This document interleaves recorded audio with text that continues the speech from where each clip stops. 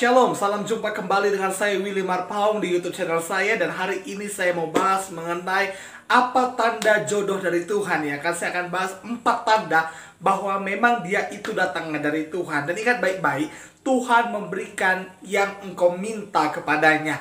Engkau harus meminta kepada Tuhan jodoh seperti apa yang engkau mau. Ingat baik-baik, ketika saya mau membeli sepatu dengan ibu saya, bukan ibu saya yang memilih sepatunya, tetapi saya yang memilih sepatunya yang mana saya mau. Begitu juga dengan Tuhan. Dan ingat baik-baik, Tuhan kita adalah Tuhan yang baik. Dan jangan pernah meminta kepada Tuhan yang tidak sesuai dengan firman-Nya. Itu sebabnya engkau harus tahu firman-Nya, engkau harus patuhi firman-Nya, dan engkau harus mengerjakan firman-Nya dan meminta sesuai dengan apa firman-Nya. Amin. Adalah jahat sekali kalau engkau meminta kepada Tuhan di luar daripada firman-Nya. Nah, apa kata Alkitab mengenai jodoh dari Tuhan? Ya kan, paling tidak ada 4. Ada 4 hal yang saya rumuskan, yang saya dapatkan dari Alkitab, bahwa apa tanda dia itu jodoh dari Tuhan. Dan yang pertama, itu pasti dia yang seiman denganmu. Jelas sekali dalam Ulangan 7 ayatnya yang kedua, 3, dan 4. Ulangan 7 ayat 3 sampai 4. Janganlah juga engkau kawin mengawin dengan mereka. Anakmu perempuan janganlah kau berikan kepada anak laki-laki mereka, ataupun anak perempuan mereka jangan kau ambil bagi anakmu laki-laki. Sebab mereka akan membuat anakmu laki-laki menyimpang daripadaku, sehingga mereka beribadah kepada Allah lain. Maka murka Tuhan akan bangkit terhadap kamu, dan ia akan memunahkan engkau dengan segera. Jadi jelas sekali bahwa Tuhan tidak melarang perbedaan suku dalam perkawinan, tetapi perbedaan iman, perbedaan agama. Seiman yang dimaksud di sini bukan berarti seagama saja ya kan. Karena apa? Karena sama-sama orang Kristen pun imannya bisa beda. Saya percaya kepada Yesus, tetapi mungkin pasangan saya percaya kepada berhala. Jelas sekali itu tidak seiman. Yang seiman dimaksud di sini adalah betul-betul percaya kepada Yesus sebagai Tuhan dan Juru Selamatnya, betul-betul mengandalkan Tuhan dalam hidupnya. Dan kalau memang itu tanda pertama. Oke, itu tanda pertama. Oke, itu masih yang pertama. Jadi harus seiman, harga mati. Ini firman Tuhan, ini perintah Tuhan sendiri. Jangan engkau kawin mengawinkan anakmu laki-laki dan perempuan, janganlah kau berikan kepada mereka. Artinya apa? Orang-orang Kanaan yang menyembah berhala, yang tidak menyembah kepada Tuhan yang benar. Mengapa? Karena nantinya mereka akan membawa engkau kepada penyembahan berhala tersebut. Jangan berkata, ya nanti kan bisa diinjili. Jangan ngomong demikian. Kau mau pacaran atau mau menginjil? Adalah sulit loh pacaran sambil nginjil. Jangankan nginjil, bahas firman aja kadang dalam pacaran sulit. Ya kan? Padahal itu yang diidam-idamkan, itulah pasangan idaman ya kan. Bisa membahas firman, bisa membahas Alkitab dalam hubungan mereka. Jadi yang pertama itu wajib seiman. Oke? Dan yang kedua, yang paling jelas itu adalah beda jenis kelaminnya. Kenapa? Karena banyak sekali di zaman sekarang ini orang-orang yang gak normal, yang ya kawin mengawinkan dengan orang yang sesama jenis. Maka saya pernah lihat lagi manusia dengan anjing menikah. Kan gila kali kan. Lihat baik-baik ya, babi aja atau anjing aja tahu sama siapa dia harus kawin. Masa manusia nggak tahu sama siapa dia harus kawin? Anjing saya aja kalau nengok anjing cewek, wih. Tapi kalau nengok anjing cowok mau berantem aja. Tapi kalau nengok anjing cewek, wih, ya kan? Masa engkau laki-laki suka sama laki-laki lain? Ih, najis ya kan? Kenapa saya katakan demikian? Karena Alkitab bilang Kejadian 1 ayat 27, maka Allah menciptakan manusia itu menurut gambarnya, menurut gambar Allah diciptakannya dia laki-laki dan perempuan diciptakannya mereka. Tuhan ciptakan Adam dan menikahlah Adam itu dengan Hawa. Bukan Adam dengan Bambang. Jadi jelas, laki-laki dan perempuan itu sebabnya sebelum engkau pacari, bahkan sebelum pun engkau dekati, engkau harus pastikan dia laki-laki apabila engkau perempuan, dan dia perempuan apabila engkau laki-laki. Oke? Iman harus sama, tapi jenis kelamin harus beda. Oke? Nah, kemudian yang ketiga, ciri jodoh yang dari Tuhan itu adalah sepadan. Kejadian 2 ayat 18 mengatakan, Tuhan Allah berfirman, tidak baik kalau manusia itu seorang diri saja. Aku akan menjadikan penolong baginya yang sepadan dengan dia.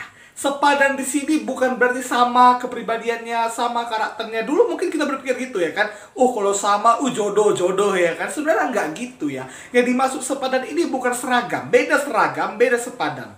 Kalau seragam itu sama semuanya, tapi sepadan bukanlah sama, tetapi saling memenuhi, saling membutuhkan, saling melengkapi. Sebagai contoh, kalau misalnya laki-lakinya adalah laki-laki penyayang, laki-laki yang tegas, kemudian perempuannya juga adalah perempuan yang tegas, tapi juga bisa menyayangi. Tapi kalau dua-duanya sama-sama tegas, dua-dua sama-sama berwibawa, itu bahaya juga kadang. Kenapa? Kalau dua-dua sama-sama tegas, dua-dua sama-sama emosional orangnya, ya kan, ujung-ujungnya terus marah-marah, ujung-ujungnya berantem. Tapi kalau satu misalnya tegas, satu penyayang, satu ini laki-laki penyayang lalu tegas, tapi perempuannya manja, ya kan, perempuannya manja, itu bisa saling melengkapi. Betul? Laki-laki pemarah atau laki-laki emosional dengan perempuan yang lembut, dengan perempuan yang tidak pemarah, itu bisa. Ketika laki-laki marah, perempuan itu meredakannya. Betul? Tapi nanti misalnya ketika ada anaknya salah, lalu perempuannya ini, ibunya ini, udahlah, laki-lakinya harus tegas. Saling melengkapi. Jadi sepadan bukan berarti sama. Laki-lakinya suka BPK, perempuannya suka ikan teri. Apakah itu boleh? Ya boleh. Bukan berarti itu nggak bisa jodoh, itu bisa jadi jodoh. Iya kan? Coba tiap hari perempuannya suka BPK, laki-laki suka BPK, tiap hari BPK. Kolesterol. Ya kan, kolesterol. Kenapa? Kan ada dua-dua suka itu tiap hari itu makanannya. Nah, jadi di sini sepadan ini arti apa? Ketika ada perbedaan, bukanlah sebagai sumber permasalahan. Perbedaan bukan disikapi, bukan dimaknai sebagai sumber permasalahan, tetapi perbedaan dimaknai sebagai sumber keharmonisan dan warna dalam pernikahan atau dalam hubungan tersebut. Jadi pastikan kau sepadan dengannya, nyambung komunikasi dengannya. Bahasa akuntansinya balance, ya kan? Walaupun beda antara debit dan kredit, dari atasnya itu beda, bawahnya sama, balance. Arti apa? Bisa saling cocok. Seperti puzzle misalnya, berantakan pada awalnya, tapi ketika disusun, seperti Lego, ketika disusun, cantik. Itulah makna sepadan itu. Jadi bukan berarti sama engkau dengan dia, tidak. Kepribadian mungkin bisa beda, karakter mungkin bisa beda, tapi itu bisa saling melengkapi dan saling membutuhkan. Oke? Dan yang terakhir, yang keempat, itu adalah saling mencintai. Kejadian pasal 24 ayatnya yang ketiga, 58. Kejadian 24 ayat 58. Lalu mereka memanggil Ribka dan berkata kepadanya, maukah engkau pergi berserta orang ini? Jawabnya, mau. Jadi harus ada saling mencintai. Di sini Isya itu meminang Ribka. Kemudian Ribka ditanya, maukah kau pergi bersama dia? Maukah kau menikah dengan Isya ini? Lalu ia katakan mau. Berarti dia menerima, dia mencintai. Jangan mau sama orang yang tidak mencintaimu. Apalagi yang pura-pura cinta samamu, jangan. Ingat baik-baik. Cinta itu penting dalam menjalin hubungan. Jangan hanya karena pelampiasan. Jangan hanya karena dia kesepian.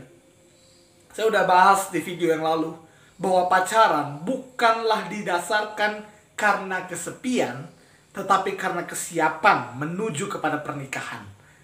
Walaupun mungkin engkau masih muda, mungkin engkau masih 17 tahun, tapi engkau sudah pacaran, dan memang engkau punya pemikiran yang memang komitmen. Engkau punya pemikiran yang memang serius untuk menuju kepada pernikahan, it's well, gak ada masalah, itu baik-baik aja. Tapi ketika pacaranmu itu hanya engkau gunakan hanya untuk pelampiasanmu, hanya untuk melampiaskan dendammu dengan masa lalumu, supaya mantanku tahu aku dapat yang lebih baik dari dia, itu salah. Itu salah. Jadi ingat baik-baik, harus jelas ada cinta yang tulus, ada cinta yang sejati, dan saya percaya cinta yang sejati itu datang dari Tuhan. Itu sebabnya cinta tidak bisa dipisahkan dengan yang namanya takut akan Tuhan. Karena apa? Karena cinta, ketika cinta itu dipisahkan dengan takut akan Tuhan, cinta itu berlawanan dengan takut akan Tuhan, maka yang datang bukanlah cinta sejati, yang datang bukanlah keharmonisan, tapi yang datang hanyalah nafsu belaka. Itu sebabnya kerohanian dan juga cinta itu harus berjalan beriringan. Itu sebabnya jadi ada 4 paling tidak tanda bahwa dia itu jodohmu. Yang pertama, dia itu yang seiman denganmu, ya, tapi bukan berarti seiman langsung jodoh. Wih, Kak Willy seiman sama aku, kita jodoh. Ada yang kriteria berikutnya. Yang kedua, jenis kelaminnya beda, kok sama, jenis kelaminnya beda, oke. Kemudian yang ketiga, sepadan ya, sepadan dan nyambung dalam berkomunikasi. Dan saya boleh recommended ya, kalau misalnya cewek ya ataupun cowok, carilah pasangan yang memang selera humorisnya itu bisa diatur, artinya dia udah bisa mengendalikan moodnya ya. Kalau misalnya pun dia belum bisa mengendalikan moodnya, maka engkau harus bisa mengendalikan moodmu. Betul? Betul ya. Saya ini adalah salah satu orang yang bisa mengendalikan mood saya. Sekarang ya kan, 2 tahun lalu nggak gitu ya kan. Sekarang saya bisa mengendalikan mood saya jadi lebih baik gitu.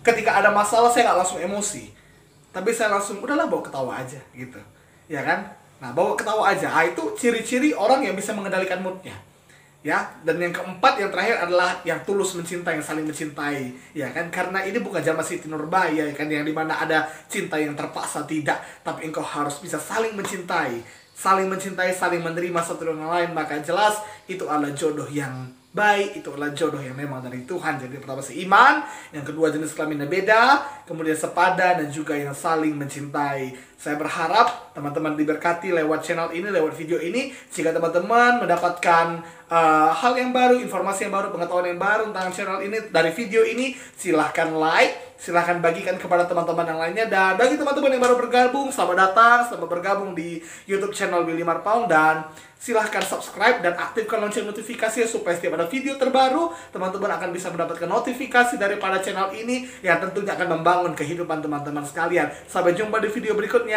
Tuhan Yesus memberkati.